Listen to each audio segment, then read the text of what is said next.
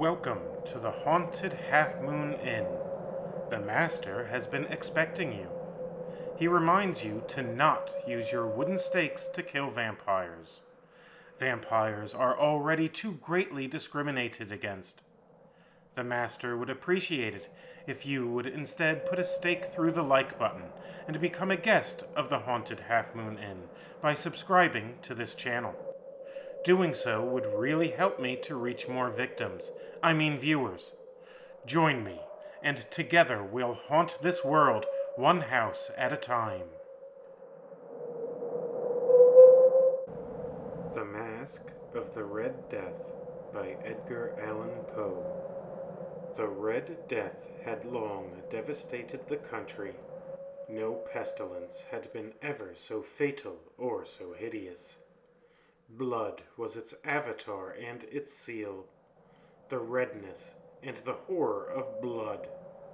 There were sharp pains and sudden dizziness, and then profuse bleedings at the pores with dissolution.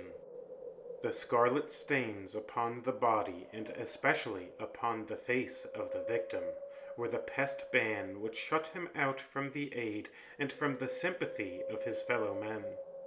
And the whole seizure, progress, and termination of the disease were the incidents of half an hour.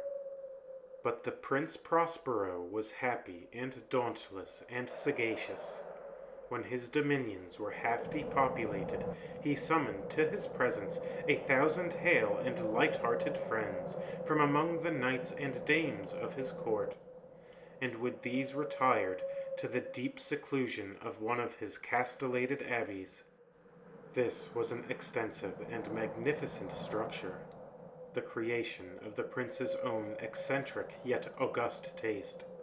A strong and lofty wall girdled it in. This wall had gates of iron. The courtiers, having entered, brought furnaces and massy hammers and welded the bolts.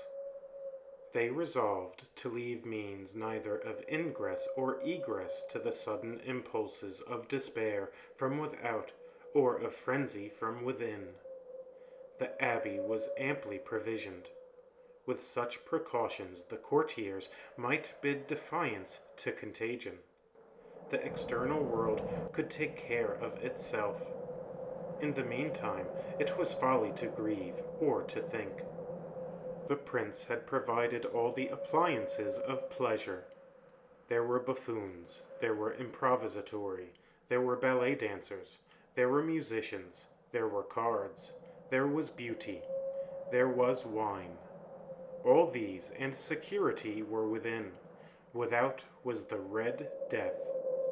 It was towards the close of the 5th or 6th month of the seclusion, and while the pestilence raged most furiously abroad, that the Prince Prospero entertained his 1,000 friends at a masked ball of the most unusual magnificence. It was a voluptuous scene, that masquerade. But first let me tell of the rooms in which it was held. There were 7, an imperial suite. In many palaces, however, such suites form a long and straight vista, while the folding doors slide back nearly to the walls on either hand, so that the view of the whole extent is scarcely impeded. Here the case was very different, as might have been expected from the Duke's love of the bazaar. The apartments were so irregularly disposed that the vision embraced but little more than one at a time. There was a sharp turn at every 20 or 30 yards, and at each turn a novel effect. To the right and left, in the middle of each wall, a tall and narrow Gothic window looked out upon a closed corridor which pursued the windings of the suite. These windows were of stained glass whose color varied in accordance with the prevailing hue of the decorations of the chamber into which it opened. That at the eastern extremity was hung, for example, in blue, and vividly blue were its windows. The second chamber was purple in its ornaments and tapestries, and here the panes were purple. The third was green throughout, and so were the casements. The fourth was furnished and litten with orange, the fifth with white, the sixth with violet. The seventh apartment was closely shrouded in black velvet tapestries that hung all over the ceiling and down the walls, falling in heavy folds upon a carpet of the same material and hue. But in this chamber only, the color of the windows failed to correspond with the decorations. The panes here were scarlet, a deep blood color. Now in no one of the 7 apartments was there any lamp or candelabrum amid the profusion of golden ornaments that lay scattered to and fro or depended from the roof. There was no light of any kind emanating from lamp or candle within the suite of chambers. But in the corridors that followed the suite, there stood, opposite to each window, a heavy tripod, bearing a brazier of fire that projected its rays through the tinted glass, and so glaringly illumined the room. And thus were produced a multitude of gaudy and fantastic appearances. But in the western or black chamber the effect of the firelight that streamed upon the dark hangings through the blood-tinted panes was ghastly in the extreme, and produced so wild a look upon the countenances of those who entered, that there were few of the company bold enough to set foot within its precincts at all. It was in this apartment also that there stood against the western wall a gigantic clock of ebony. Its pendulum swung to and fro with a dull, heavy, monotonous clang, and when its minute hand made the circuit of the face, and the hour was to be stricken, there came forth from the brazen lungs of the clock a sound which was clear and loud, and deep and exceedingly musical, but of so peculiar a note and emphasis that at each lapse of an hour the musicians in the orchestra were constrained to pause momently in their performance to hearken to the sound, and thus the waltzers perforce ceased their evolutions, and there was a brief disconcert of the whole gay company, and while the chimes of the clock yet rang, it was observed that the giddiest grew pale, and that the more aged and sedate passed their hands over their brows, as if in confused reverie or meditation. But when the echoes had fully ceased, a light laughter at once pervaded the assembly. The musicians looked at each other and smiled, as if at their own nervousness and folly, and made whispering vows, each to the other, that the next chiming of the clock should produce in them no similar emotion. And then, after the lapse of 60 minutes, which embrace 3,600 seconds of the time that flies, there came yet another chiming of the clock, and then were the same disconcert and tremulousness and meditation as before.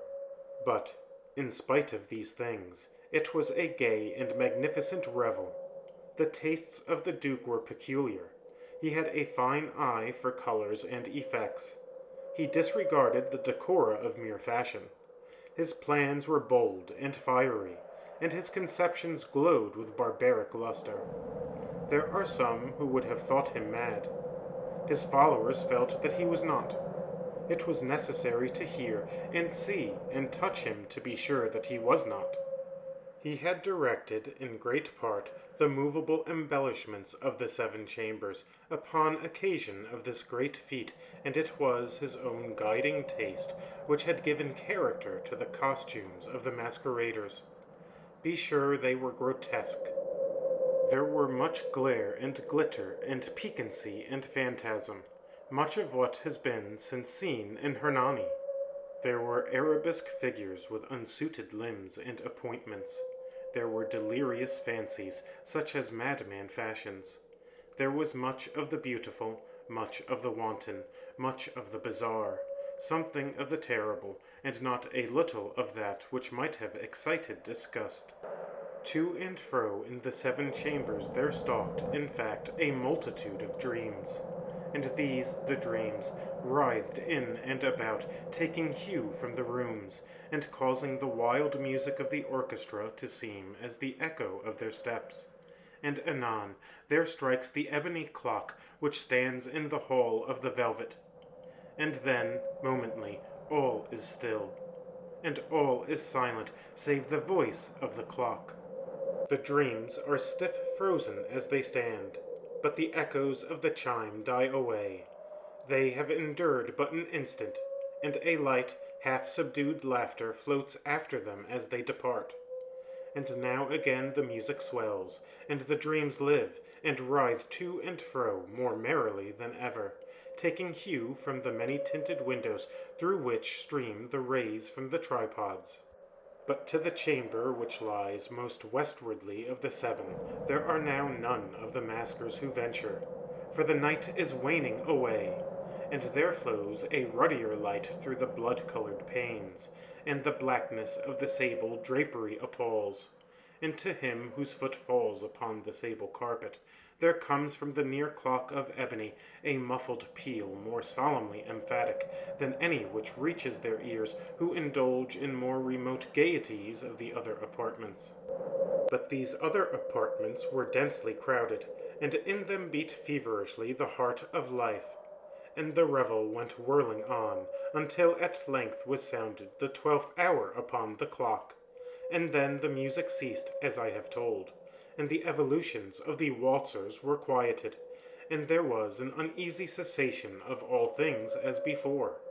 But now there were 12 strokes to be sounded by the bell of the clock, and thus it happened, perhaps, that more of thought crept, with more of time, into the meditations of the thoughtful among those who revelled. And thus again it happened, perhaps, that before the last echoes of the last chime had utterly sunk into silence, there were many individuals in the crowd who had found leisure to become aware of the presence of a masked figure which had arrested the attention of no single individual before.